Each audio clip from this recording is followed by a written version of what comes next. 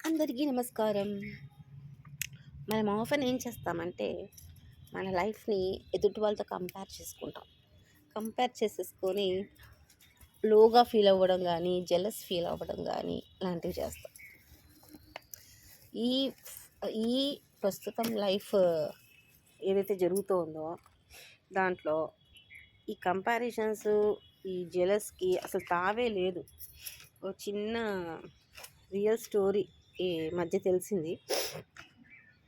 చెప్తాను. ఏంటంటే మా కొలీగ్ వాళ్ళ అమ్మని చూసిన ఒక డాక్టర్.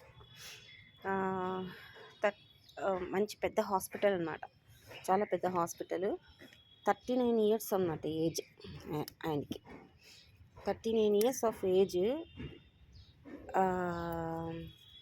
అంటే స్ట్రెస్‌ఫుల్ లైఫు. డాక్టరు, ఈ కిడ్నీస్ అవన్నీ నెఫ్రాలజిస్ట్. మంచి డాక్టరు, మంచి పేరుండే డాక్టరు. సడన్గా కొలాప్స్ అయిపోయాడు. ఏంటంటే stress. Operations everyday. Work stress. ప్రతి ఒక్కరికి వర్క్ స్ట్రెస్ ఉంది. తెలియకుండానే మనిషిని ముంచేస్తోంది. ఒక డాక్టర్ అంటే ఎన్ని సంవత్సరాలు చదివింటాడండి? 39 ఇయర్స్ అంటే పీఈకి ఎంబీబీఎస్ సీట్ కోసం ఎంత కష్టపడి ఉంటాడు. ఆ తర్వాత ఎండీ చేయడానికి ఎంత కష్టపడి ఉంటాడు.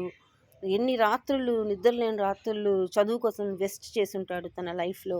ఎంత ఇంపార్టెంట్ అంటే 32 సంవత్సరాలు కష్టపడి చదివిన మనిషి కనీసం ఒక 20 ఏళ్ళు సంపాదించుకోవడం కోసమో, తన లైఫ్ని ఎంజాయ్ చేయడం కోసమో పెట్టుకోలేకపోయాడు.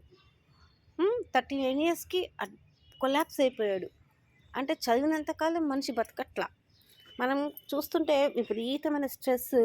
లైఫ్లో ఏదో చాలా లైఫ్ ఉంది, లైక్ వందల సంవత్సరాలు మనం ఇక్కడే ఈ భూమి మీద పాతుకుని ఉండిపోతాం అన్నట్టుగా పిల్లల్ని కూడా ఆ టెన్షన్ మోడ్లోనే పెట్టి టెన్షన్ మోడ్లోకే పంపిస్తాం, థింకింగ్ దట్ వాళ్ళు ఒక 70 సంవత్సరాలు 80 సంవత్సరాలు బతుకుతారు, లేదంటే 100 సంవత్సరాలు వాళ్ళు ఉంటారు అని. టెన్షన్తో ఇలా ఏమైనా ప్రాబ్లమ్స్ ఫేస్ చేస్తే అది మనకైనా కావచ్చు, మనం టెన్షన్ చూపించే పిల్లలపైన అయినా కావచ్చు, ఎంత ఇది కదా. దాని బదులు మనం మన కోరికలు తగ్గించుకొని ప్రశాంతంగా పిల్లల్ని హెల్తీ లైఫ్ స్టైల్లోకి తీసుకెళ్ళడమే బెస్ట్ ఏమో అనిపిస్తుంది. టెన్షన్ ఏ ఏజ్లోనైనా ఒకటే కదా.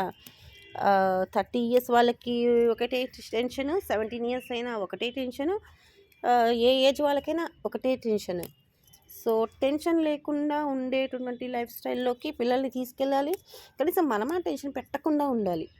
నాకెందుకు అట్లా అనిపించింది. చదివినంత కాలం మనిషి ఉండట్లేదు అంటే ఇంకా అంత అంత కష్టపడి చదివేది ఎందుకు అని.